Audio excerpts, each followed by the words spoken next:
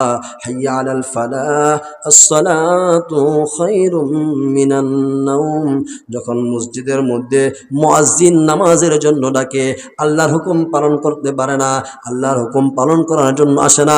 কিন্তু ডাক্তার বাবু বলে দিয়েছেন, তুমি যদি সকাল বিকাল 2 টাইম না দৌড়াও, তোমার ডায়াবেটিস আরো বাড়বে, মরা আরো কাছাকাছি চলে আসবে। কথা কোন ঠিক কিনা?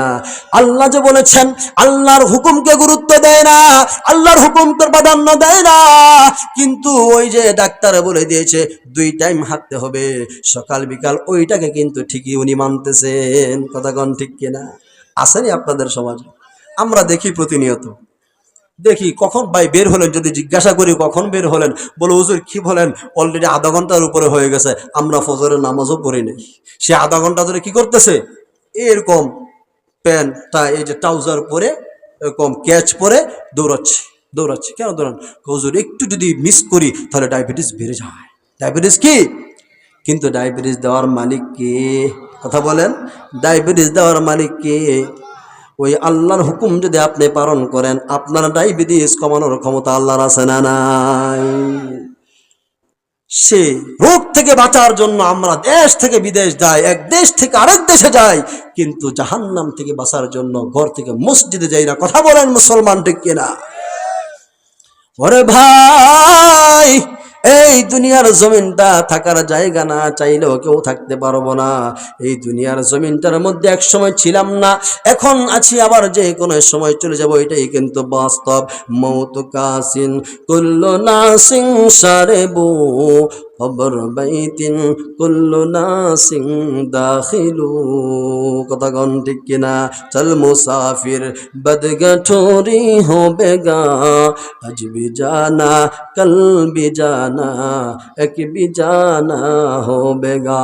ও মুসাফির, চলো, আজকে ওখানে যেতে হবে, নইলে কালও কিন্তু তোমাকে যেতে হবে, এখানে থাকতে পারবা না। এই দুনিয়ার মায়া ছাড়ে তোমাকে অন্ধকার কবর দেশে যেতেই হবে। কথা কোন ঠিক কিনা? অনেক মানুষ মনে করে দুনিয়ার জমিন থেকে যদি আমি বিদায় হয়ে চলে যাই তাহলে মনে হয় আমার জীবন শেষ হয়ে গেল, আমার মনে হয় আর কিছু নাই। কথা কোন ঠিক কিনা? অনেকের ধারণা এরকম আছে না নাই? অথচ কবি বলেন, মৌত কাসিম জাহে গাফিল ইখতিমামে जिंदगी, मौत कासिम जाहे गाफिल इख्तिमाम जिंदगी। दर हकीकत मौतेरे इब्तिदाए जिंदगी, दर हकीकत मौतेरे इब्तिदाए जिंदगी। जिंदगी क्या मुख्तसर ख्वाब है, जिंदगी क्या मुख्तसर ख्वाब है, मौत की उस ख्वाब की तरकीब ताबीर है, मौत की उस ख्वाब की ताबीर है। कौन सुबहान अल्लाह, और जोरे बोलें सुबहान अल्लाह। कभी कत सुंदर करे बोलें, मौत कासिम जाहे गाफिल इख्तिमाम जिंदगी, दर हकीकत मौतेरे इब्तिदाए जिंदगी। অনেক মানুষ এমন মনে করে দুনিয়ার জমিন থেকে মনে হয় মৃত্যু হলে তার সব শেষ হয়ে গেছে, আর মনে হয় তার কোনো কিছু নাই। কথা কোন ঠিক কিনা? অথচ কবি বলেন, আল্লাহ বলেন, দর হकीकत মৌতেরে ইবতিদায়ে জিন্দেগি। অথচ মানুষ মৃত্যুবরণ করে অনন্ত জীবনের সূচনা করার জন্য। দর হकीकत মৌতেরে ইবতিদায়ে জিন্দেগি, তার মানে হচ্ছে মৃত্যু হলো অনন্ত জীবনের সূচনা। মৃত্যু কি? অনন্ত জীবনের সূচনা। এই দুনিয়ার জমিন থেকে আমি আপনি দুনিয়ার জমিনে আসছি মায়ের পেট হয়ে। কথা কোন ঠিক কিনা? আবার এই পৃথিবী থেকে যখন আমি আপনি বিদায় হয়ে অন্ধকার কবর দেশে চলে যাব, মৃত্যুবরণ করে খাটিয়ার মাধ্যমে। কথা কোন ঠিক কিনা? এই দুনিয়াটা হলো, কবি বলেন, জিন্দেগি क्या মুখতাসার খ্বাব হয়। দুনিয়াটা হলো একটা সংক্ষিপ্ত স্বপ্নের মতো। কিসের মতো? সংক্ষিপ্ত একটা স্বপ্নের মতো।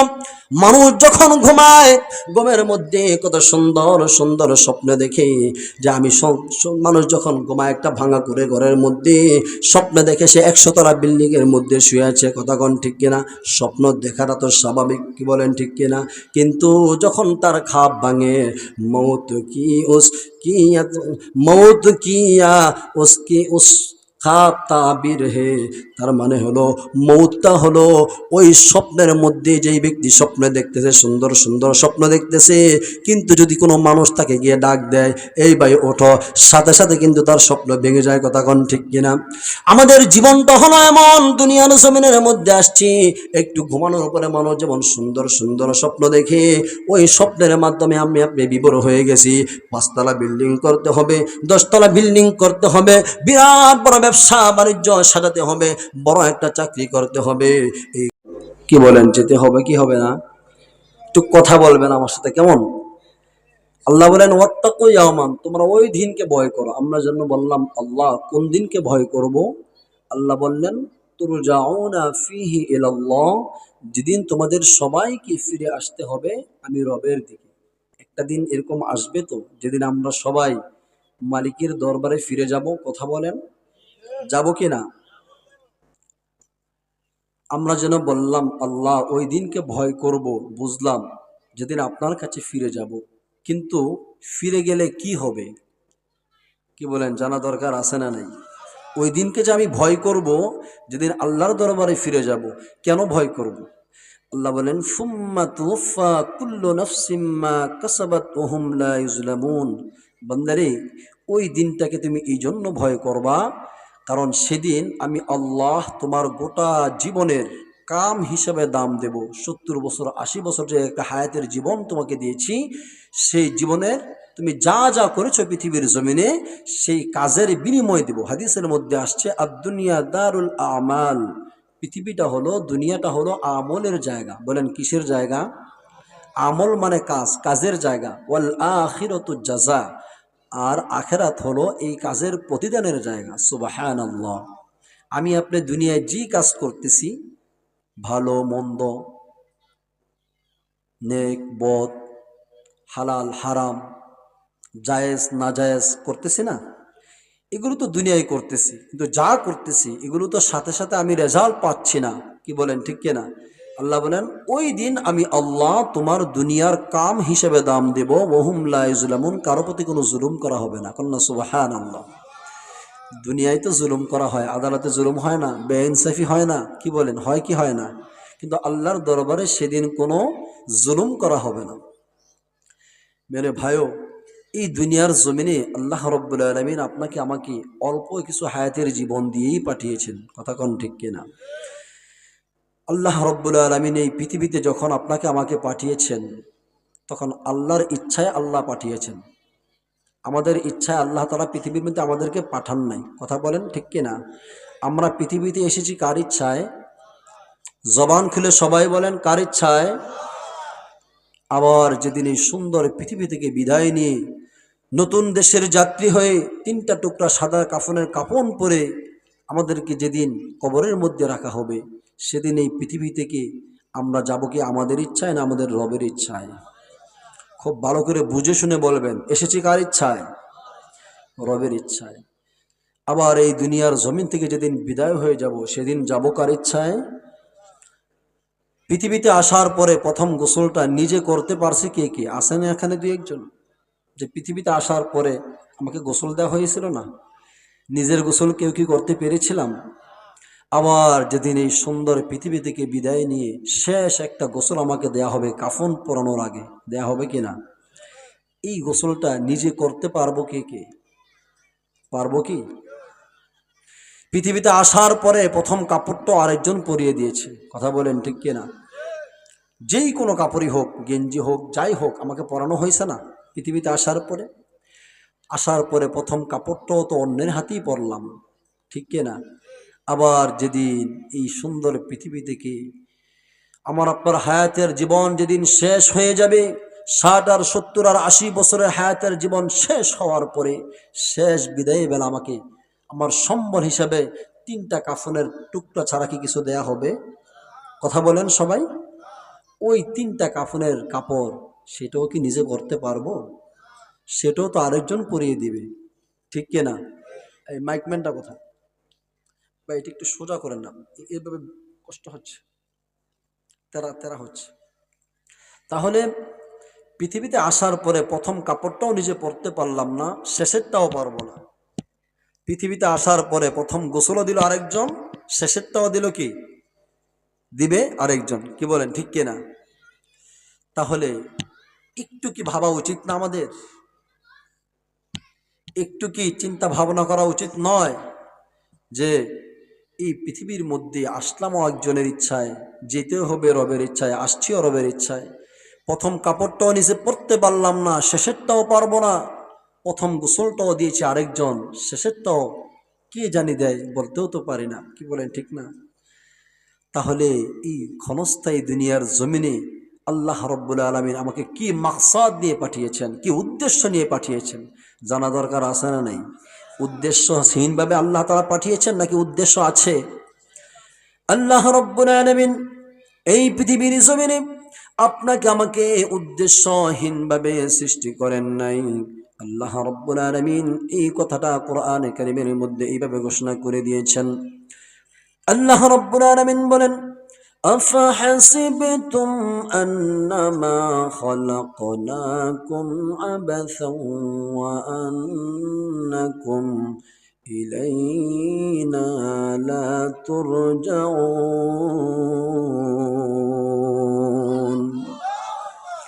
আল্লাহ রব্বুল আলামিন বলেন, বান্দারে দুনিয়ার জমিনে তুমি ভেবো না আমি তোমাকে উদ্দেশ্যহীনভাবে পৃথিবীর জমিনের মধ্যে সৃষ্টি করেছি আর এমন ভাবে চলাফেরা করতেছো মনে হয় যেন আমার কাছে আর তোমাকে ফেরত আসতে হবে না। ওয়া আন্নাকুম ইলাইনা লা তুরজাউন। তুমি কি ভেবেছ দুনিয়ার জমিনের মধ্যে আমি আল্লাহ রাব্বুল আলামিন তোমাকে উদ্দেশ্যহীনভাবে সৃষ্টি করেছি আর তোমাকে এই দুনিয়ার জমিন থেকে আমি আল্লাহর কাছে কি ফেরত আসতে হবে না?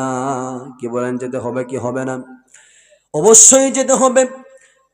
এই পৃথিবীর জমিনে আমি আপনি যে কোনো কাজ করি না কেন, বাড়ি থেকে যখন বের হই, আমি আমার ব্যবসা করার জন্য যখন দোকানের মধ্যে যাই, উদ্দেশ্য আছে না নাই? কথা বলেন, উদ্দেশ্য আছে না নাই? দোকানের মধ্যে যাওয়ার উদ্দেশ্য হলো ব্যবসা করা। আমি যদি চাকরি করে থাকি, ঘর থেকে যখন বের হয়ে আমি আমার অফিসের মধ্যে যখন যাই, আদালতের মধ্যে যখন যাই, ক্ষেত খামারের মধ্যে যখন যাই, প্রত্যেকটা জায়গায় যাওয়ার পূর্বে কিন্তু আমার একটা অবশ্যই উদ্দেশ্য থাকে, কারণ থাকে। কথা বলেন ঠিক কিনা? আর আল্লাহ রব্বুল আলামিন এত সুন্দর আসমান জমিন সৃষ্টি করার পরে, আপনাকে আমাকে অসংখ্য নিয়ামত দেওয়ার পরে, এই জমিনের মধ্যে শুধুমাত্র আমার বডিটার মধ্যে আল্লাহ রব্বুল আলামিন যেই সমস্ত নিয়ামতগুলো দিয়েছেন, এই নিয়ামতগুলো দেওয়ার পরে, এত সুন্দর পৃথিবী সৃষ্টি করার পরে কেমন করে উদ্দেশ্যহীনভাবে আমাকে সৃষ্টি করতে পারেন? ভাবা যায়? কখনো না। অবশ্যই উদ্দেশ্য আছে। এবার আমরা জানতে চাই না মানলাম, নিঃসন্দেহে আপনি উদ্দেশ্যহীনভাবে আমাকে সৃষ্টি করেন নাই, অবশ্যই আমাকে সৃষ্টির পিছনে উদ্দেশ্য আছে। ওগো আল্লাহ, উদ্দেশ্যটা কি আমি জানতে চাই। আমি আপনি যদি কোরআন কারীমের মধ্যে আমার আপনার সৃষ্টির উদ্দেশ্যটা যদি জানতে চাই, ও কোরআনে কারীম, আমি তোমার কাছে জানতে চাই এই পৃথিবীর জমিনের মধ্যে আল্লাহ রব্বুল আলামিন আমাকে কি উদ্দেশ্যে সৃষ্টি করেছেন। এই প্রশ্ন করার সঙ্গে সঙ্গে কোরআন কারীম আমাকে জবাব দিয়ে দেয়, এই দুনিয়ার মধ্যে আল্লাহ কেন আমাকে সৃষ্টি করলেন। আল্লাহ রাব্বুল আলামিন কালামে হাকিমের মধ্যে ঘোষণা করে দিয়েছেন, মা খালাকাতুল জিন্না ওয়াল ইনসা ইল্লা লিয়াবুদুন। কোন সুবহানাল্লাহ। আল্লাহ রাব্বুল আলামিন পৃথিবীর সমস্ত মানুষগুলোকে লক্ষ্য করে বলেন, বান্দারে মা খালাকাতুল জিন্না ওয়াল ইনসা ইল্লা লিয়াবুদুন। আমি আল্লাহ তোমাকে শুধুমাত্র কেবলমাত্র একমাত্র আমি আল্লাহ রাব্বুল আলামিনের ইবাদত বندگی করার জন্য, আমার দাসত্ব করার জন্যই সৃষ্টি করেছি। কোন সুবহানাল্লাহ। তাহলে বুঝলাম আমাকে আপনাকে আল্লাহ উদ্দেশ্যহীনভাবে, উদ্দেশ্য ছাড়া বানায় নাই। কথা বলেন ঠিক কিনা? তাহলে উদ্দেশ্য কি? আল্লাহর ইবাদত বندگی করা, আল্লাহর দাসত্ব করা, গোলামি করা, একমাত্র শুধুমাত্র কেবলমাত্র একজনের, তিনি কে? জবান খুলে বলেন কে? আরো জোরে বলেন কে? আল্লাহ ছাড়া আর কারো ইবাদত বন্দেগীর জন্য আমাকে আপনাকে কি করা হয় নাই? সৃষ্টি করা হয় নাই। তাহলে এই বিষয়টা বুঝতে হবে, এই দুনিয়ার জমিনে তো আমি একসময় ছিলাম না, এখন আছি, আবার থাকবো না। কথা বলেন ঠিক কিনা? এক সময় কি ছিলাম এখানে? 100 বছর আগে এখানে মনে হয় কেউ ছিলাম না আমরা যারা আছি, কি বলেন ঠিক কিনা? আবার আগামী 100 বছর পরে কেউ থাকবো না, এটাই নিশ্চিত। কথা বলেন ঠিক কিনা? তাহলে এই দুনিয়ার মধ্যে আল্লাহ তাআলা অল্প কিছু সময় দিয়ে আমাকে আপনাকে কেন পাঠালেন? আল্লাহ রাব্বুল আলামিন বলেন, ইন্না জাআলনা মা'আল আরদি যিনাতাল লাহা লিনাবলুয়াহুম আইয়ুহুম আহসানু আমালা। আল্লাহ রাব্বুল আলামিন বলেন, বান্দারে নিশ্চয়ই পৃথিবীর জমিনটাকে আমি আল্লাহ রাব্বুল আলামিন পরীক্ষার হল বানিয়েছি। সুতরাং এটা হলো পরীক্ষার হল। দুনিয়ার জমিনে তোমাকে স্বাধীনতা দিলাম, নিয়ামত দিলাম। আমি আল্লাহ রাব্বুল আলামিন এই নিয়ামত দেওয়ার পরে, স্বাধীনতা দেওয়ার পরে আমি আল্লাহ দেখতে চাই পৃথিবীর জমিনে আমি আমার ইচ্ছায় মানুষদেরকে পৃথিবীর জমিনের মধ্যে পাঠিয়েছি, আবার আমি আমার ইচ্ছায় পৃথিবীর জমিন থেকে নিয়ে আসব। আমি দেখতে চাই মাঝখানের সময়টা আমার বান্দাগুলো কার কথা মতো চলে। আমি দেখতে চাই, এসেছি তো রবের ইচ্ছায়, যাবো রবের ইচ্ছায়, যেতেই হবে। কথা বলেন ঠিক কিনা? পৃথিবীর অনেক ধর্মের মানুষ অনেক কিছু অস্বীকার করে, ইসলাম ধর্ম মানে না, আছে না? কোরআনকে মানে না, কোরআনকে মানে না, নবীকে মানে না, ইসলামকে মানে না, কিন্তু মৃত্যু যে হবে এটা কি কেউ অস্বীকার করে? কথা বলেন। দুইটা বিষয়ে সমস্ত পৃথিবীর মানুষগুলো একমত। একটা হলো মৃত্যুর ব্যাপারে কারো দ্বিমত নাই। কথা বলেন ঠিক কিনা? আরেকটা হলো সবাই শান্তি চায়। সবাই কি চায়? শান্তি চায়। কিন্তু সবাই শান্তির কাজ করে না। এক একজনের পেশা এক এক রকম। কেউ হালাল পথে থেকে ব্যবসা বাণিজ্য চাকরি বাকরি করে শান্তি চায়, কেউ বা আবার ডাকাতি করে ডাকাতির মাধ্যমে শান্তি চায়। কথা কোন ঠিক কিনা? কেউ বা সন্ত্রাসী করে সন্ত্রাসীর মাধ্যমে শান্তি চায়। চাওয়ার বেলায় সব ঠিক, সবাই এক, কিন্তু কর্মের বেলায়, কাজের বেলায় সবাই এক না। কথা কোন ঠিক কিনা? এই পৃথিবীর সমস্ত মানুষগুলোকে আল্লাহ রাব্বুল আলামিন 4 ভাগে বিভক্ত করেছেন। কয় ভাগে? হিন্দু, মুসলমান, বৌদ্ধ, খ্রিস্টান, জাতি উপজাতি যত মানুষ পৃথিবীতে আছে সমস্ত মানুষগুলো 4 ভাগে বিভক্ত, এর বাইরে কেউ নাই। এক শ্রেণীর মানুষ হচ্ছে, খুব খেয়াল করে শুনবেন, আমি আপনি এই 4 ভাগের এই 4 শ্রেণীর কোন শ্রেণীর মধ্যে আছি খুব খেয়াল করে শুনবেন বাবারা আমার, ভাইয়ারা আমার, একটু মনোযোগ সহকারে শোনেন। এই পৃথিবীর মধ্যে এক শ্রেণীর মানুষ আছে যাদের দুনিয়া সুন্দর কিন্তু আখেরাত সুন্দর না। বলেন 1 নম্বরে কি? যাদের দুনিয়া সুন্দর আখেরাত কিনা সুন্দর না। আরেক শ্রেণীর মানুষ আছে যাদের আখেরাত সুন্দর দুনিয়া সুন্দর না। আরেক শ্রেণীর মানুষ আছে যাদের দুনিয়া বড় সুন্দর, আবার আখেরাত হবে বড় সুন্দর চমৎকার। কোন সুবহানাল্লাহ। এরা হলো নূর না আলা নূর। আরেক শ্রেণীর মানুষ আছে যাদের দুনিয়াও সুন্দর না, আখেরাতও সুন্দর না। বুঝছেন? পৃথিবীর সমস্ত মানুষগুলো কয় শ্রেণীতে বিভক্ত? বলেন 4 শ্রেণীতে। বলেন কয় শ্রেণীতে? 1 নাম্বার হলো যাদের দুনিয়া সুন্দর আখেরাত সুন্দর না। আমার সাথে বলবেন, শিখেন। 1 নাম্বার হলো দুনিয়া কি বড় সুন্দর, দুনিয়ায় ব্যবসা বাণিজ্য চাকরি বাকরি মিল ফ্যাক্টরি অনেক কিছু আছে, কিন্তু আখেরাত জিরো। আখেরাত কি?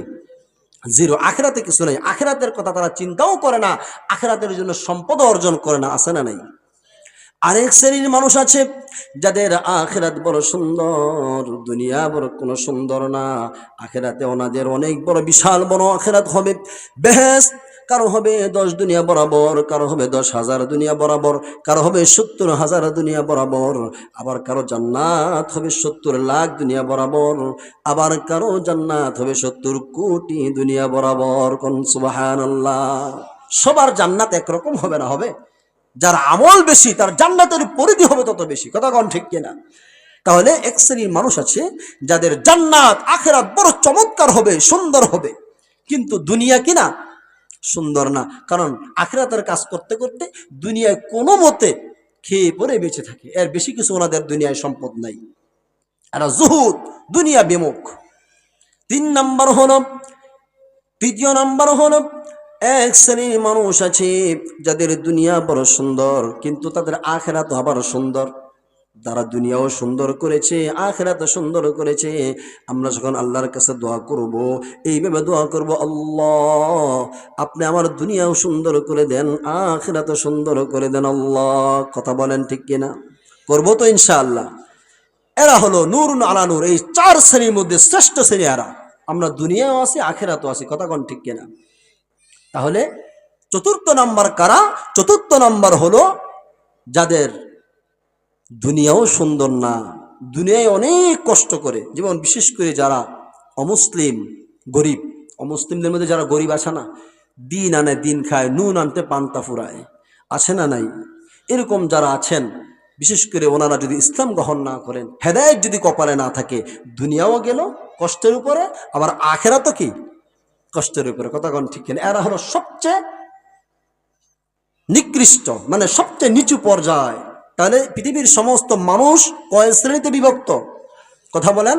এক শ্রেণীর মানুষ হলো যাদের দুনিয়া সুন্দর, আখিরাত সুন্দর না। আবার আরেক শ্রেণীর মানুষ হলো যাদের আখিরাত সুন্দর, দুনিয়া সুন্দর না। মনে থাকবে তো? এখন মিলান, আমি আপনার কোন শ্রেণীতে আছি? 1 নম্বরে, 2 নম্বরে, 3 নম্বরে, নাকি 4 নম্বরে? কথা বুঝতে হবে। কথা বলেন ঠিক কিনা? 3 নাম্বার হলো যাদের দুনিয়াও সুন্দর, আখিরাতও সুন্দর। সুবহানাল্লাহ। 4 নাম্বার হলো দুনিয়াও সুন্দর না, আখিরাতও সুন্দর না। তাহলে আমরা আসুন আজকে যাদের দুনিয়াও সুন্দর, আখিরাতে সুন্দর, কিভাবে তারা দুনিয়া এবং আখিরাত সুন্দর করলো, আমরা একটা উদাহরণের মাধ্যমে শুনি। কি বলেন? শুনতে রাজি আছি তো ইনশাআল্লাহ? যাদের দুনিয়াও সুন্দর, আখিরাতে সুন্দর, এমন একজন মানুষের নাম হলো হযরত লোকমান হাকিম আলাইহিস সালাতু ওয়াস সালাম। হযরত লোকমান হাকিম নামে একজন ব্যক্তি ছিলেন, যেই ব্যক্তিকে আল্লাহ তাআলা পৃথিবীর জমিনের মধ্যে অনেক সম্মানিত করেছেন, এবং আখিরাতেও আল্লাহ তাআলা ওনাকে অনেক সম্মানিত করবেন। কন্যা আলহামদুলিল্লাহ। একদিন লোকমান হাকিম বিশাল বড় 1000 মানুষের সামনে বক্তব্য দিতেছেন, বয়ান করতেছেন, ওয়াজ করতেছেন।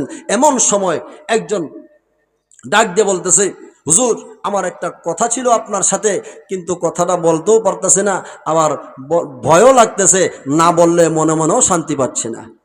লোকমান হাকিম আলাইহিস সালাতু ওয়াস সালামকে একজন প্রশ্ন করলো, হুজুর আপনাকে একটা কথা জিজ্ঞাসা করতে চাই। লোকমান হাকিম হাজার হাজার মানুষের সামনে ওয়াজ করতেছেন, বক্তব্য দিতেছেন।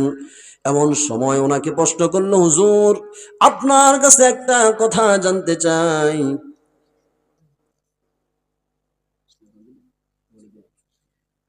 সবাই বলি আলহামদুলিল্লাহ।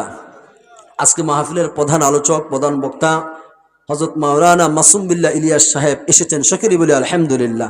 হযরত সঠিক সময়ে ইনশাআল্লাহ আপনাদের সামনে উপস্থিত হয়ে আলোচনা রাখবেন ইনশাআল্লাহ।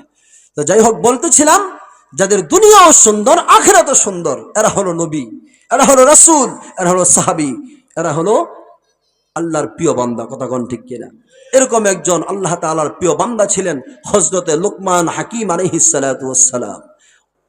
কিভাবে ওনার দুনিয়া এবং আখিরাত সুন্দর হলো, আমরা একটু মনোযোগ সহকারে শুনবো তো ইনশাআল্লাহ। শুনে আমরা চেষ্টা করব আমাদের দুনিয়ার জীবন এবং আখিরাতের জীবন যাতে আমরাও সুন্দর করতে পারি। সকলে বলে আমিন। ভাইরা আমার, লোকমান হাকিম রহমতুল্লাহি আলাইহি একদিন বিশাল বড় এক ওয়াজের মাহফিলের মধ্যে বক্তব্য রাখতেছেন, বয়ান করতেছেন, ওয়াজ করতেছেন। এমন সময় এক ব্যক্তি এসে বলল, হুজুর আপনার কাছে আমার একটা প্রশ্ন। বলল, কি প্রশ্ন? বলল, বলতেও ভয় লাগতেছে, না বললেও মনের মধ্যে শান্তি পাচ্ছি না। হুজুর আপনার মতো একজন লোকমান হাকিম ছিল, লোকমান নামক একজন ব্যক্তি ছিল। আমি এবং ওই লোকমান একই মাঠের মধ্যে ছাগল রাখতাম, ছাগল চড়াতাম। আছে না নাই? আমাদের দেশে ছাগল আছে না নাই? মাঠের মধ্যে রাখি কিনা? ওই ব্যক্তি বলতেছে, হুজুর আমার সাথে একজন ব্যক্তি ছিল যার নাম হলো লোকমান হাকিম।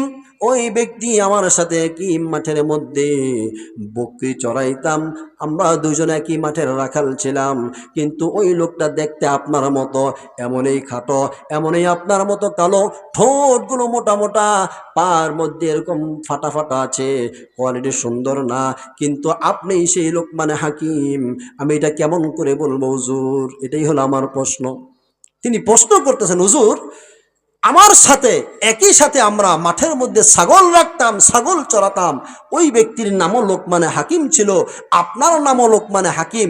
তো ওই লোকই আপনিই সেই লোকমানে হাকিম, এটা কেমন করে বলতাম? এটা বলার সাহস তো পাচ্ছি না, কারণ আমি এখনো সেই বকরির রাখালে রয়ে গেছি, আর আপনি বিশাল সম্মানিত মানুষ হয়ে গেছেন। কন্যা সুবহানাল্লাহ। এই কথা বলল কে? একজন রাখাল। কাকে? যিনি আলোচনা করতেছেন, ওয়াজ করতেছেন, ওই ব্যক্তিকে বলল, হুজুর আপনি সেই রাখাল লোকমানে হাকিম, এটা আমি কিভাবে বুঝবো? এটা আমি কিভাবে বুঝতাম? আসলে কি আপনিই সেই লোকমানে হাকিম নাকি এটা অন্য কেউ? এই প্রশ্ন করতেছে কে? একজন রাখাল। কাকে করতেছে? লোকমানে হাকিম, যিনি মিম্বরের মধ্যে বসে বয়ান করতেছেন, আলোচনা করতেছেন। ওই ব্যক্তিকে বলতেছে, হুজুর আপনি সেই লোকমানে হাকিম নাকি?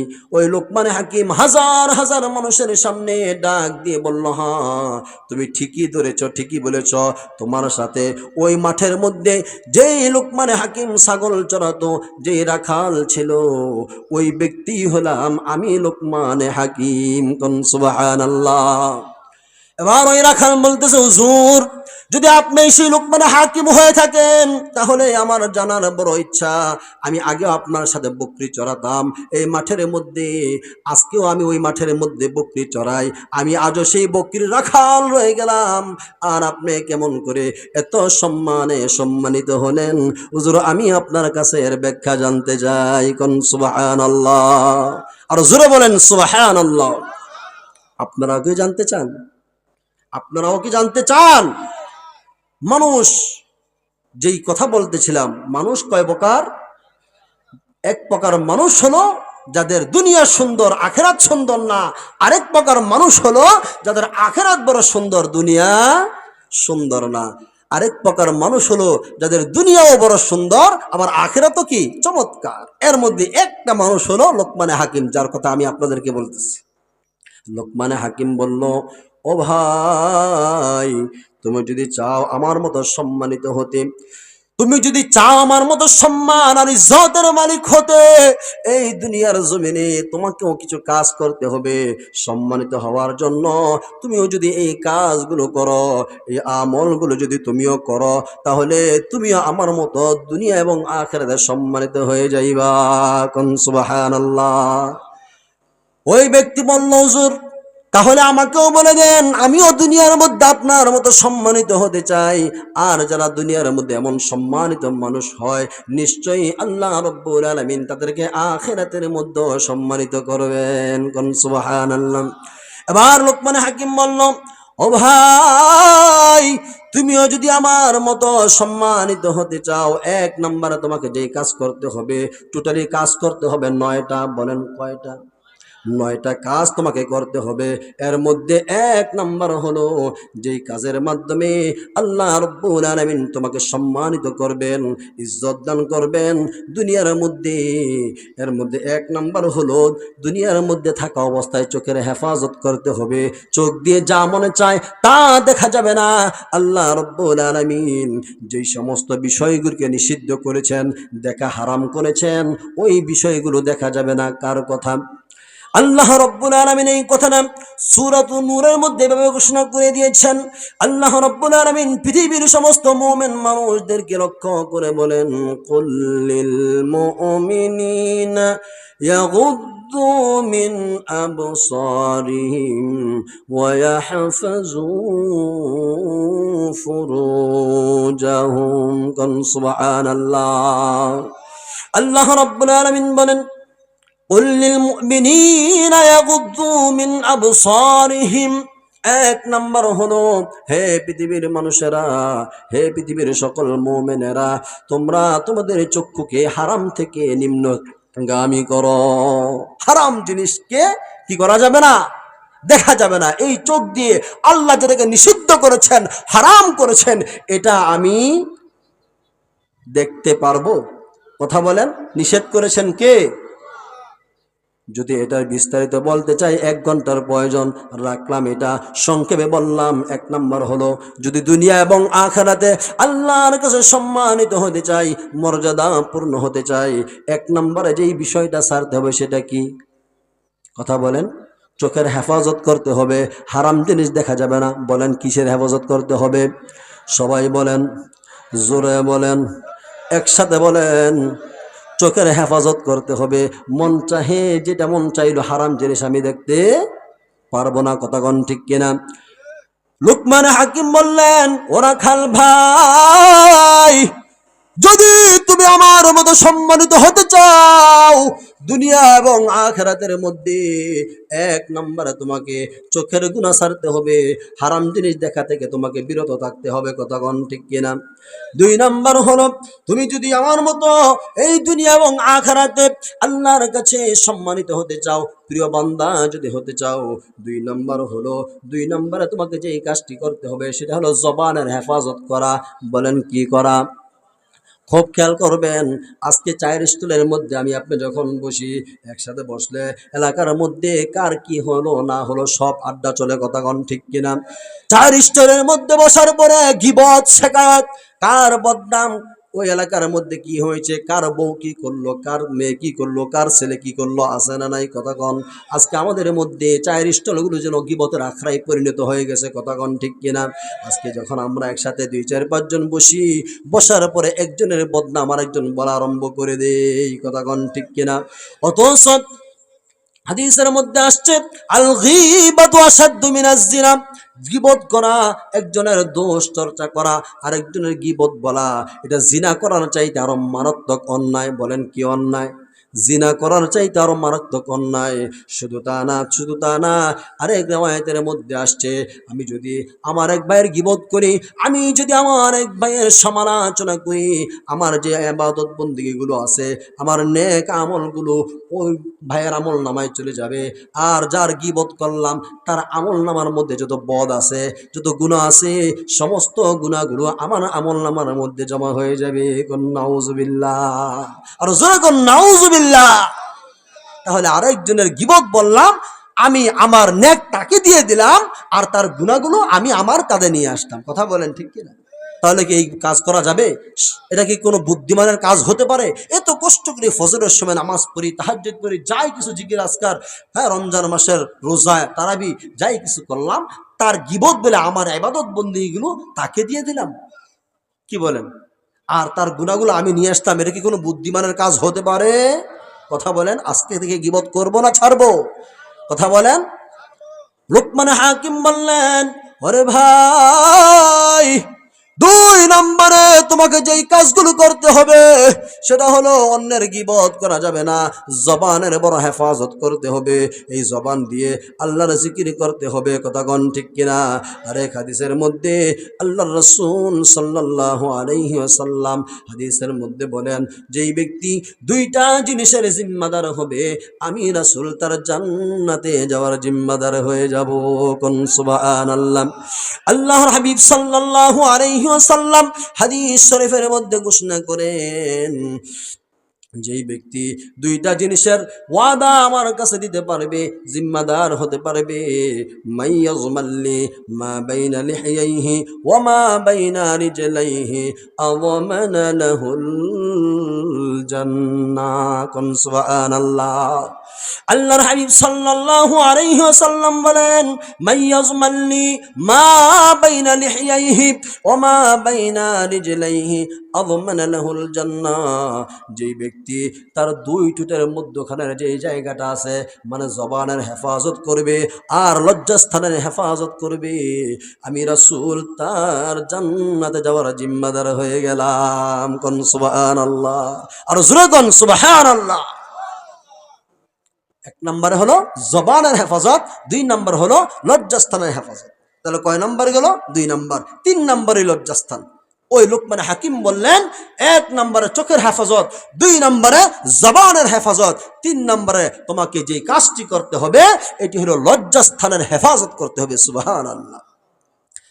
তাহলে তুমি দুনিয়ার জমিনের মধ্যে আল্লাহর কাছে এবং মানুষের কাছে যদি সম্মানিত হতে চাও, তাহলে তোমাকে 9টা কাজ করতে হবে। এর মধ্যে 3 নম্বর হলো লজ্জাস্থানের হেফাজত করতে হবে। যেখানে সেখানে এটার ব্যবহার করা যাবে না। আল্লাহ রাব্বুল আলামিন যেখানে ব্যবহারের কথা বলেছেন সেখানেই ব্যবহার করতে হবে, কথাগণ ঠিক কিনা? 4র্থ নম্বর হলো আরে ভাই, তুমি যদি সম্মানিত হতে চাও তাহলে চতুর্থ নম্বরে তোমাকে যেই কাজটি করতে হবে সেটি হলে কারোর সাথে যদি ওয়াদা করো, কোনো বিষয়ে যদি ওয়াদা করো, ওই ওয়াদা তোমাকে রক্ষা করতে হবে। কথা কোন ঠিক কিনা? আজকে আমি যদি আপনাকে একটা ওয়াদা দেই আর যদি সেই ওয়াদা ঠিক না রাখি, কালকে আমি আপনার কাছে ছাগল হয়ে যাব। কথা কোন ঠিক কিনা? আপনি মানুষের সামনে বলবেন এই লোকটা আমার সাথে একটা ওয়াদা করেছিল, এই ওয়াদা আমার সাথে রাখে নাই। আরেকটা হলো ওয়াদা খেলাফ করা, মুনাফিকের কাজ। বলেন কার কাজ? মুনাফিকের কাজ। মুনাফিক কথায় কথায় মিথ্যা কথা বলবে, ওয়াদা করলে ওয়াদার খেলাফ করবে, আমানত দিলে আমানতের খেয়ানত করবে। এগুলো হলো মুনাফিকের স্বভাব। কার স্বভাব? জোরে কোন? মুনাফিকের স্বভাব। আর আল্লাহ বলেছেন মুনাফিকের অবস্থান কোথায় হবে? যে ব্যক্তি মুনাফিক হয়ে মৃত্যুবরণ করবে, আল্লাহ রাব্বুল আলামিন কালামে হাকিমের মধ্যে ঘোষণা করেন, ইন্নাল মুনাফিকিনা ফিদ দারকিল আসফালি মিনান নার। নিশ্চয়ই মুনাফিকদের স্থান হবে জাহান্নামের সবচেয়ে নিকৃষ্ট স্থানে। নাউযুবিল্লাহ। আর জোরে নাউযুবিল্লাহ। মুনাফিকের অবস্থা অত্যন্ত ভয়াবহ হবে, মারাত্মক হবে। এজন্য কথা বলার সময় কথার সাথে বেজাল করা যাবে না। কথা বলার সময় কি করা যাবে না? সত্য মিথ্যাকে একসাথ করা যাবে না। ওয়াদা দিলে ওয়াদা রক্ষা করতে হবে, খেলাফ করা যাবে না। আমানত দিলে আমানতের খেয়ানত করা যাবে না। কথা কোন ঠিক কিনা? ওই লুকমান হাকিম ওই রাখাল বন্ধুকে বলতেছে, ও বন্ধু, তুমি যদি দুনিয়ার জমিনে আল্লাহর কাছে সম্মানিত হতে চাও, মানুষের কাছে সম্মানিত যদি হতে চাও, তোমাকে যে কাজগুলো করতে হবে এর মধ্যে 4 নাম্বার হলো ওয়াদা দিলে ওয়াদা রক্ষা করতে হবে। 5 নাম্বার হলো তোমাকে যদি আল্লাহর কাছে এবং দুনিয়ার মানুষের কাছে যদি তুমি সম্মানিত হতে চাও, তোমাকে যেই কাজটি করতে হবে সেইটা হলো তোমাকে হালাল রিজিক খাইতে হবে। বলেন কি রিজিক? তোমাকে হালাল রিজিক খাইতে হবে। অল্প যদি হয় হালালের মধ্যে তোমাকে সন্তুষ্টি থাকতে হবে। তুমি যদি হালাল খাবার কম খাও, অসন্তুষ্ট হওয়া যাবে না। কারণ হলো হালাল অল্প যদি হয় এর মধ্যে বরকত আছে। কথা কোন ঠিক কিনা? আর যদি হারাম এতগুলো খাও, খাওয়ার পরে কিন্তু বরকত নাই, আরও অসুস্থতা বাড়ে। কথা কোন ঠিক কিনা? যারা দেখবেন কষ্ট করে কম খায় বেশি বালা বালা, এদের কিন্তু ডায়াবেটিস হয় বালা বালা। কথা কোন ঠিক কিনা?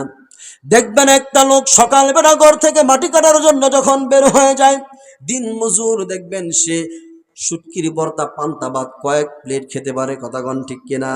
আর এমন লোক আছে এসির মধ্যে থাকে, এসি গাড়ি দিয়ে সব সময় চলাফেরা করে, আসে না নাই? কিন্তু ফজরের আগে উঠে তাদেরকে ডায়েট করতে হয়, আল্লাহর হুকুম পালন করতে পারে না। ফজরের সময় যখন মসজিদের মাইকে মুয়াজ্জিন হাইয়া আলাস সালাহ হাইয়া আলাল ফালাহ আসসালাতু খায়রুম মিনান নাওম, যখন মসজিদের মধ্যে মুয়াজ্জিন নামাজের জন্য ডাকে, আল্লাহর হুকুম পালন করতে পারে না, আল্লাহর হুকুম পালন করার জন্য আসে না। কিন্তু ডাক্তার বাবু বলে দিয়েছেন তুমি যদি সকাল বিকাল 2 টাইম না দৌড়াও, তোমার ডায়াবেটিস আরো বাড়বে, মরা আরো কাছাকাছি চলে আসবে। কথা কোন ঠিক কিনা? আল্লাহ যে বলেছেন, আল্লাহর হুকুমকে গুরুত্ব দেয় না, আল্লাহর হুকুমকে প্রাধান্য দেয় না। কিন্তু ওই যে ডাক্তার বলে দিয়েছে 2 টাইম হাঁটতে হবে সকাল বিকাল, ওইটাকে কিন্তু ঠিকই উনি মানতেছেন। কথা কোন ঠিক কিনা? আসেনি আপনাদের সমাজে? আমরা দেখি প্রতিনিয়ত, দেখি কখন ভাই বের হলেন, যদি জিজ্ঞাসা করি কখন বের হলেন, বলে হুজুর কি বলেন, অলরেডি আধা ঘন্টার উপরে হয়ে গেছে, আমরা ফজরের নামাজও পড়ি নেই। সে আধা ঘন্টা ধরে কি করতেছে? এরকম প্যান্টটা এই যে ট্রাউজার পরে এরকম ক্যাচ পরে দৌড়াচ্ছে দৌড়াচ্ছে। কেন দৌড়ান? হুজুর একটু যদি মিস করি তাহলে ডায়াবেটিস বেড়ে যায়। ডায়াবেটিস কি?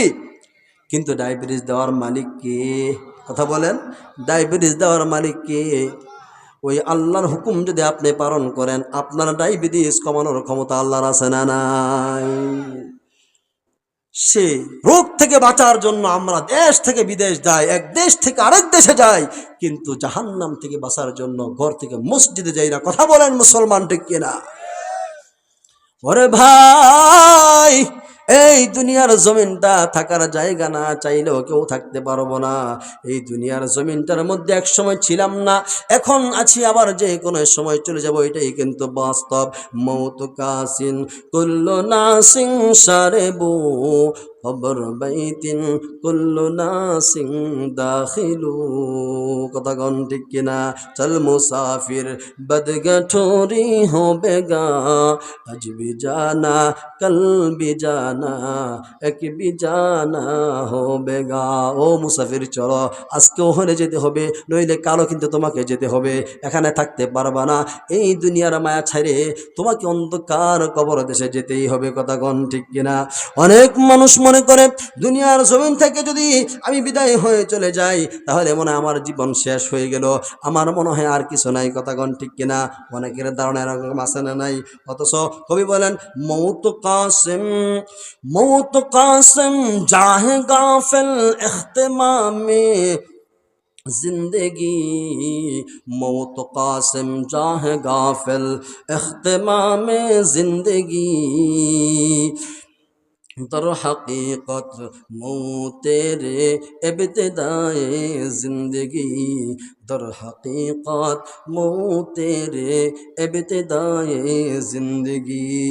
जिंदगी क्या मुख्तसर ख्वाब है, जिंदगी क्या मुख्तसर ख्वाब है, मौत की उस ख्वाब की तरकीब ताबीर है, मौत की उस ख्वाब की ताबीर है। कौन सुबहान अल्लाह, और जोरे बोलें सुबहान अल्लाह। कभी कत सुंदर करे बोलें मौत कासिम जाह गाफिल इख्तिमाम जिंदगी। दर हकीकत तेरे इब्तिदाए जिंदगी। অনেক মানুষ এমন মনে করে দুনিয়ার জমিন থেকে মনে হয় মৃত্যু হলে তার সব শেষ হয়ে গেছে, আর মনে হয় তার কোনো কিছু নাই। কথা কন ঠিক কিনা? অথচ কবি বলেন, আল্লাহ বলেন দর হकीकत तेरे ইবতিদায়ে জিন্দেগি। অথচ মানুষ মৃত্যুবরণ করে অনন্ত জীবনের সূচনা করার জন্য। দর হकीकत মৌতের ইবতিদায়ে জিন্দেগি, তার মানে হচ্ছে মৃত্যু হলো অনন্ত জীবনের সূচনা। মৃত্যু কি? অনন্ত জীবনের সূচনা। এই দুনিয়ার জমিন থেকে আমি আপনি দুনিয়ার জমিনে আসছি মায়ের পেট হয়ে। কথা কোন ঠিক কিনা? আবার এই পৃথিবী থেকে যখন আমি আপনি বিদায় হয়ে অন্ধকার কবর দেশে চলে যাব মৃত্যুবরণ করে খাটিয়ার মাধ্যমে। কথা কোন ঠিক কিনা?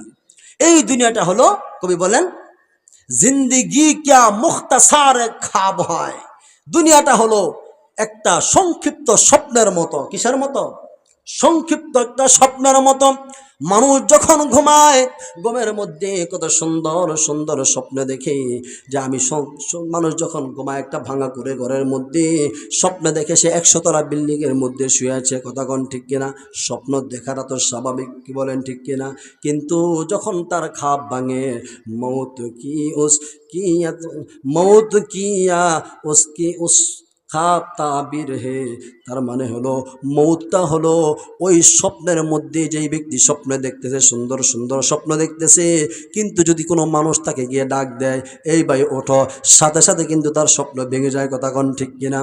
আমাদের জীবনটা হলো এমন, দুনিয়ার জমিনের মধ্যে আসছি, একটু ঘুমানোর উপরে মানুষ যেমন সুন্দর সুন্দর স্বপ্ন দেখে ওই স্বপ্নের মাধ্যমে আমি আপনি বিভোর হয়ে গেছি।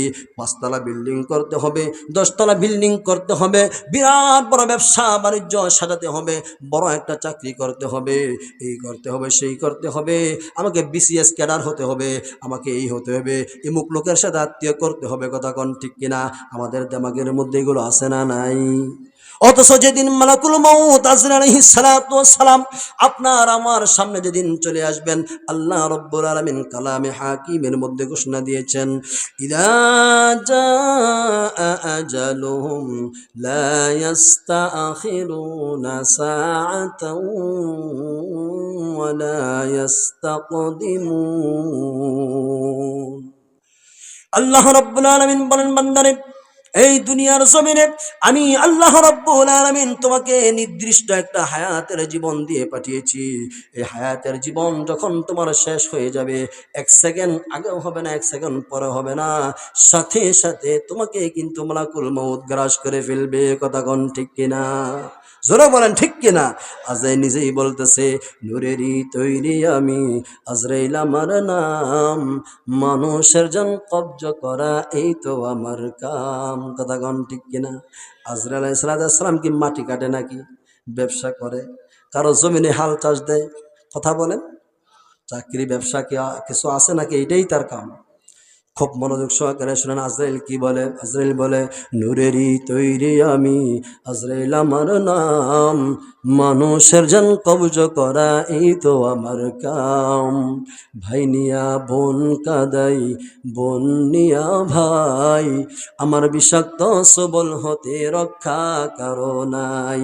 স্বামী নিয়ে বিবি কাদাই, বিবি নিয়ে স্বামী, সময় হলে হাজির হব তোমার কাছে আমি। কথা কোন ঠিক কিনা? আরে ভাই, দুনিয়ার জমিনটা থাকার জায়গা না, থাকতে চাইলেও কেউ থাকতে পারবো না। আমার আপনার আগে পৃথিবীর মধ্যে বহু প্রতাপশালী, শক্তিশালী, ক্ষমতাওয়ালা অনেক মানুষ পৃথিবীর মধ্যে ছিল, আজকে যাদের নাম নিশানা পর্যন্ত পৃথিবীর জমিনের মধ্যে নাই। কথা কোন ঠিক কিনা? আজকে যেই বাড়িতে আপনি আমি বসবাস করতেছি, এই বাড়িটা আমার আপনার পূর্বে হাজারো মানুষ বসবাস করছে। কথা কোন ঠিক কিনা? যাদেরকে আমি আপনি চিনি না, জীবনে দেখি নাই, কিন্তু তারা আপনার আমার চাইতে দুনিয়া বেশি ভোগ করে গেছে, কিন্তু এখন আসি, আবার কখন চলে যাব কেউ বলতে পারবেন? কথা বলেন। গত বছর মাহফিলের সময় হতে পারে আপনাদের এই এলাকার অনেক মানুষ ছিল, আজকে এই মাহফিলের মধ্যে নাই। কথা কোন ঠিক কিনা? আবার আজকে যারা এই মাহফিলের মধ্যে উপস্থিত আছেন, এমনও তো হতে পারে আগামী বছর মাহফিল হবে, প্রতি বছর মাহফিল হবে, ঠিক আপনার জন্য এই বছরের মাহফিলই আপনার জীবনের শেষ মাহফিল। কথা কোন ঠিক কিনা? গত বছর অনেকে ছিল, এই বছর নাই।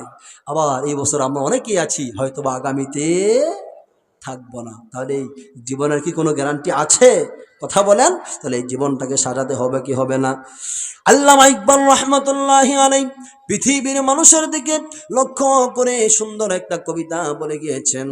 আল্লামা ইকবাল রহমতুল্লাহি আলাইহি বড় চমৎকার করে বলে গিয়েছেন, জগা জি লাগানে কে নিয়ে এ দুনিয়া नहीं है, या इबरत की जाहे तमाशा नहीं है, या इबरत की जाहे तमाशा नहीं है দুনিয়ার মানুষেরা, এই দুনিয়ার জমিনটা হেলায় খেলায় তামাশা করে নষ্ট করার জায়গা না।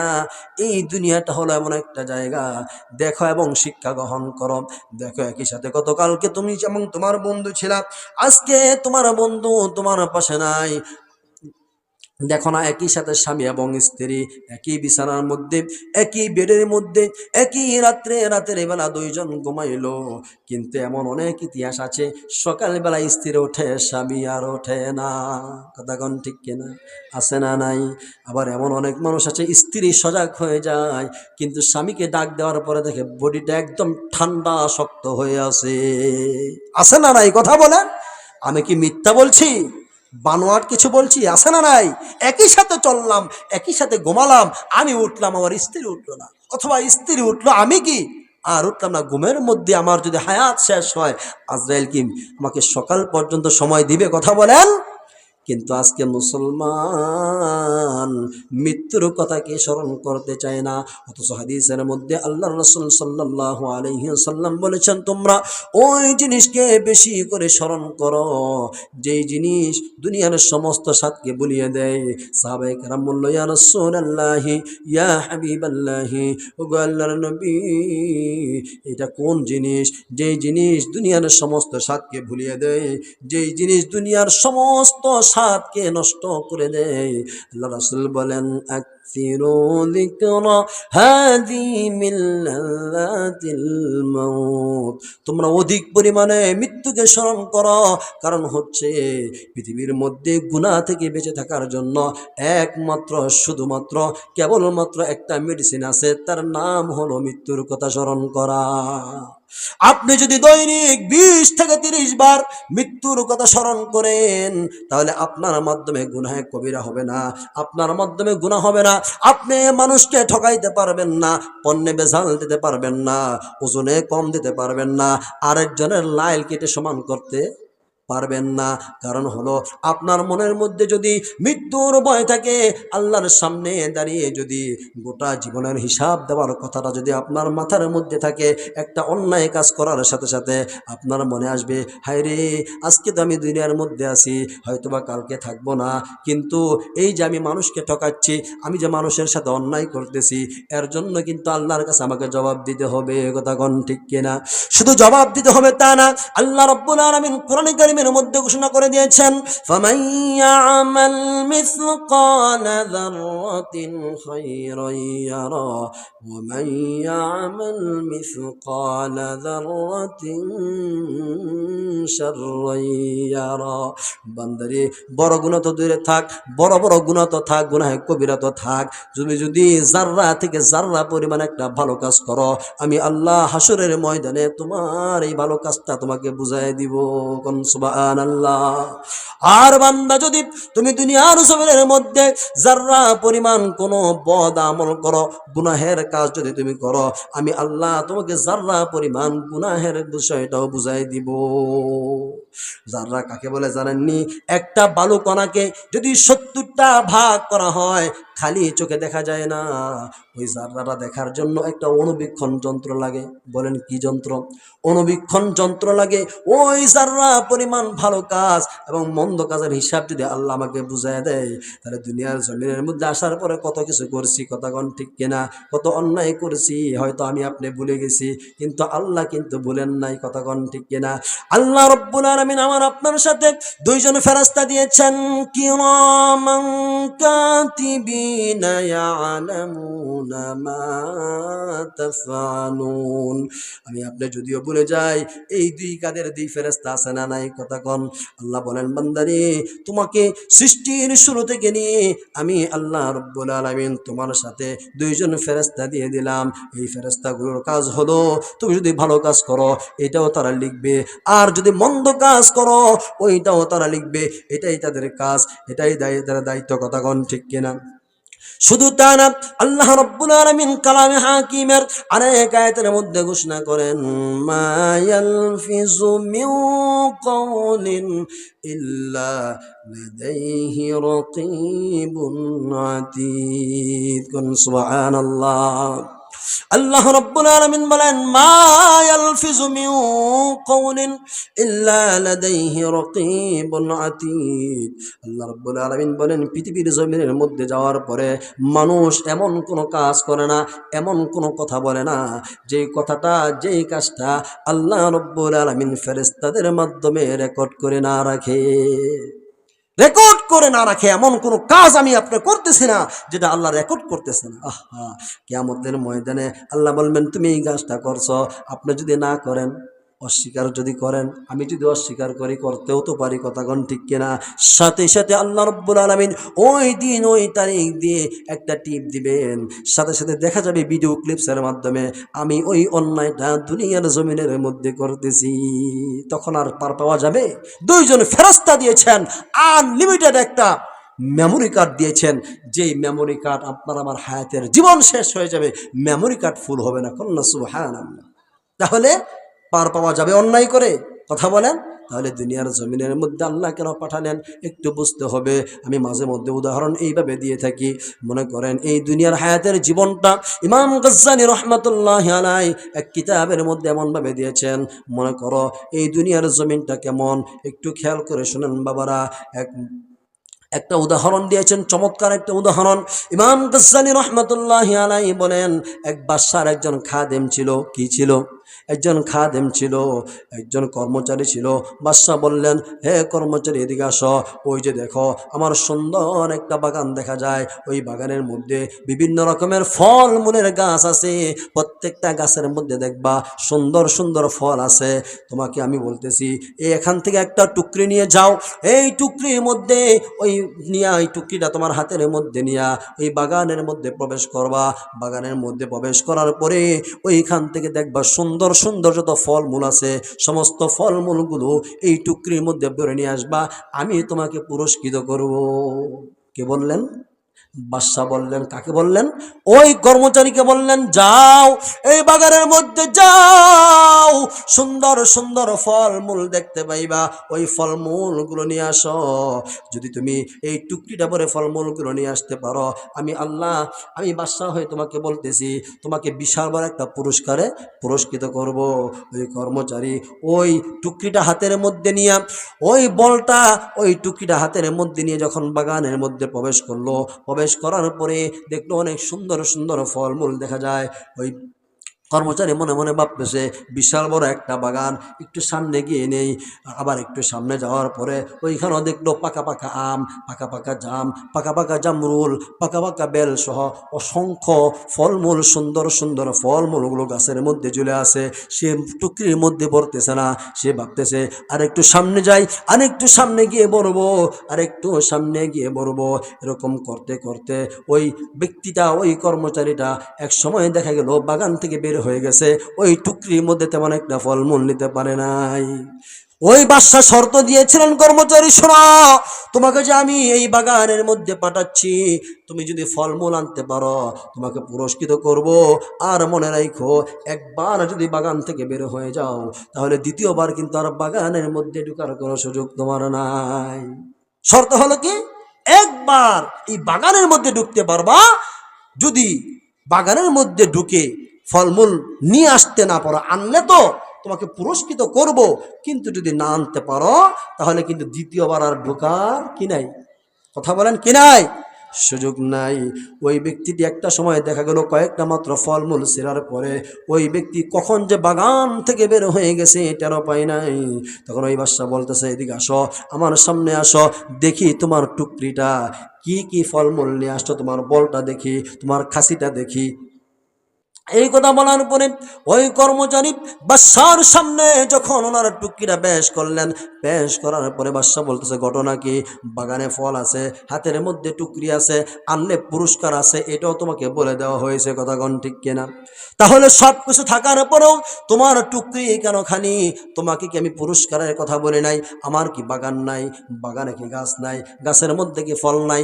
তারপরও তোমার এই টুকরিটা খালি কেন?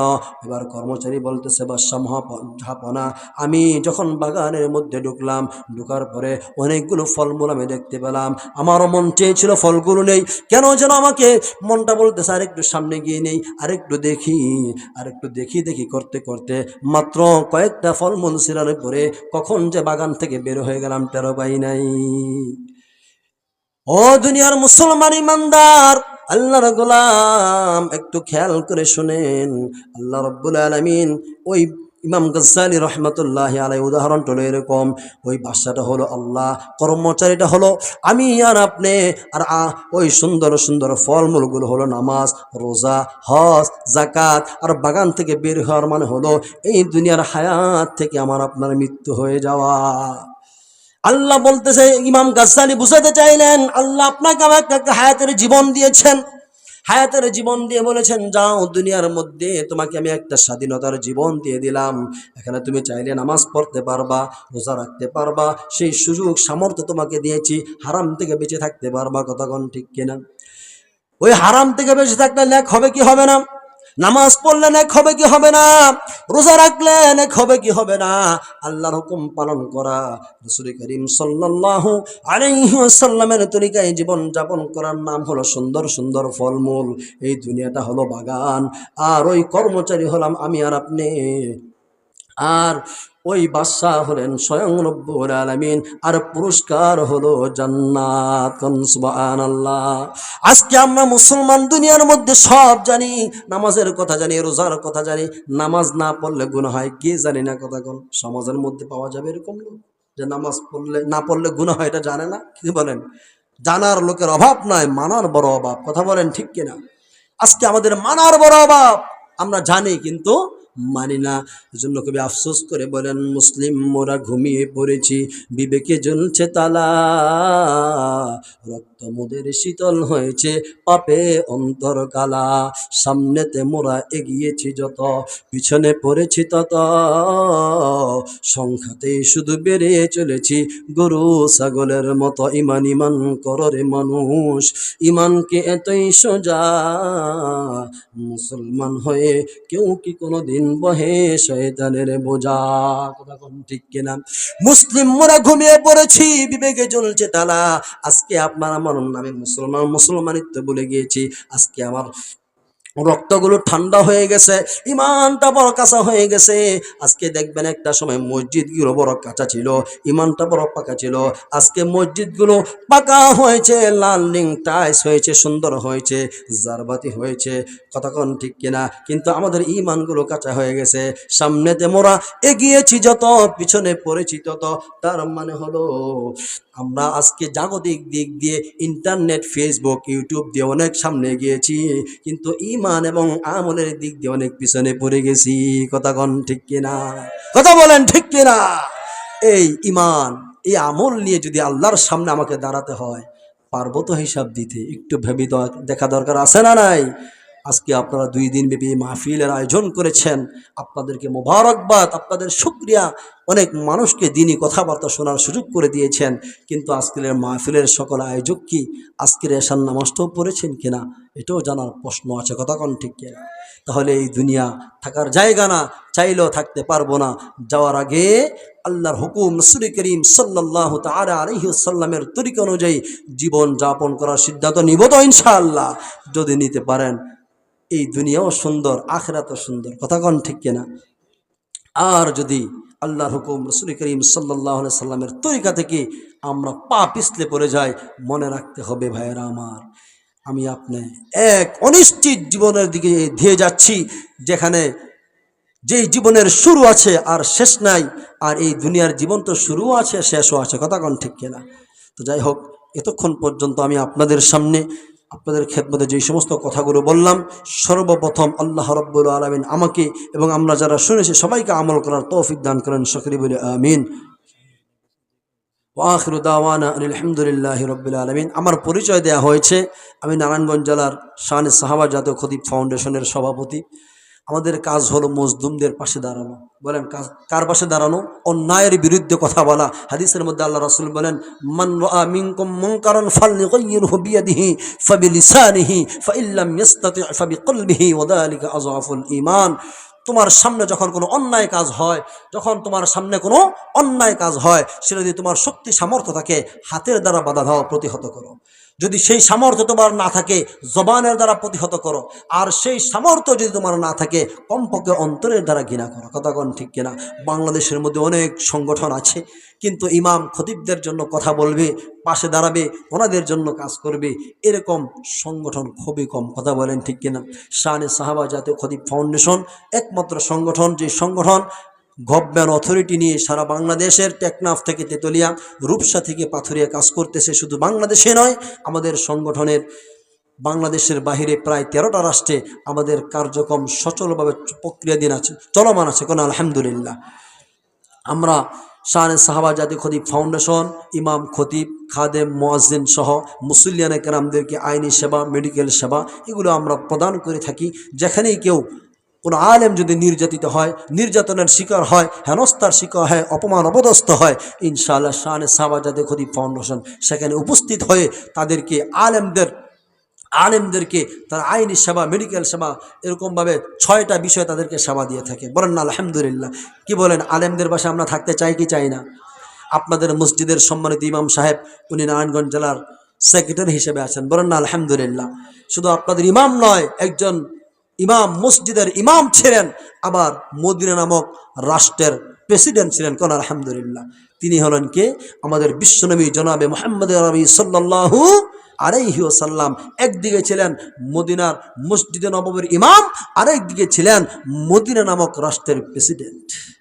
তাহলে আজকে আমাদেরকেও এই চোর বাটপারদের থেকে এই সমস্ত জায়গাগুলো, এই সমস্ত চেয়ারগুলো যদি আলেমরা দখল করে, আলেমরা যদি রাষ্ট্রের উচ্চ পদস্থ জায়গাগুলোর মধ্যে তারা বসতে পারে, দুর্নীতি থাকবে, চাঁদাবাজি থাকবে, টেন্ডারবাজি থাকবে। আগামীতে ইনশাল্লাহ আপনারা সিলেক্ট করবেন আপনারা কাদেরকে চান। বিশেষ করে আগামীকালকে 31st নাইট, এই দিনটার মধ্যে সবাই সচেতন থাকবেন। এই দিনের মধ্যে কেউ আতশবাজি করবেন না, এই দিনের মধ্যে কেউ বাজি ফুটাবেন না, ফানুস উড়াবেন না। গত বছর আমরা অনেক পত্রিকার মধ্যে নিউজ দেখেছি, ফানুস উড়ানোর কারণে অনেক মৃত্যুর খবর আমরা শুনেছি। এরকমভাবে এই পটকা বাজানোর কারণে অনেক মানুষের কষ্ট হয়, কথা কোন হয় কি হয় না? অনেক বৃদ্ধ মানুষ থাকে বাসার মধ্যে, মারাত্মক কষ্ট হয়। হসপিটালের মধ্যে অনেক মানুষ অসুস্থ অবস্থায় থাকে, মারাত্মক কষ্ট হয়। ছোট ছোট বাচ্চাগুলো মারাত্মক ভয় পায়, কথা কোন ঠিক কিনা? 31st নাইট এটা মুসলমানদের কোনো অনুষ্ঠান না, এটা মুসলমানদের কোনো কালচার না। আপনি মনে রাখতে হবে, মান তাশাব্বাহা বিকওমিন ফাহুয়া মিনহুম। আল্লাহর হাবিব সাল্লাল্লাহু আলাইহি ওয়াসাল্লাম বলেছেন, দুনিয়ার জমিনে যার সাথে তার মহাব্বত, তার সাথে তার কিয়ামত হয়ে যাবে। সুতরাং দুনিয়ার জমিনের মধ্যে ইহুদি, খ্রিস্টান, নাসারাদের মতো যদি আপনার আমার কার্যকলাপ হয়ে থাকে, তাদেরকে ভালোবেসে, তাদেরকে পছন্দ করে যদি এই সমস্ত অনৈসলামিক কার্যকলাপের মধ্যে আমি আপনি জড়িয়ে পড়ি, হাসরটা যদি তাদের সাথে হয়ে যায় কেমন হবে? জাহান্নাম ছাড়া উপায় আছে? এজন্য মুসলমান ভাইরা আমার, আল্লাহ যেটা বলেছেন, আল্লাহর হুকুমের দিকে আসেন। আল্লাহ বলেছেন ফাফিররু ইলাল্লাহ, আসো আমার দিকে, তোমরা আমার দিকে আসো। আমার দিকে আসা মানে হচ্ছে আল্লাহর হুকুম, রাসূল করিম সাল্লাল্লাহু আলাইহি সাল্লামের হুকুম মতো দুনিয়ার জীবনটাকে পরিচালনা করা। আর যদি এই দুনিয়ার জমিনটা একটু 60 আর 70 বছরের হায়াতের জীবন কষ্ট করে যদি আল্লাহর হুকুম মতো আমরা কাটাতে পারি, আল্লাহ বলেন বান্দারে, দুনিয়ার জমিন থেকে কবরে আসতে তোমার দেরি হবে, আমি আল্লাহ তোমাকে আমার নিয়ামত দিতে দেরি করবো না। কোন সুবহানাল্লাহ। প্রধান বক্তা বসে আছেন, উনি যেহেতু চলে আসছেন, এখন আর আলোচনা করাটা সুন্দর দেখায় না। হুজুর আপনাদের সামনে অনেক দূর থেকে সফর করে আসছেন, কথা বলবেন, সকলেই মনোযোগ সহকারে হুজুরের কথাগুলো আমরা শুনবো তো ইনশাআল্লাহ। একটা লোক আমরা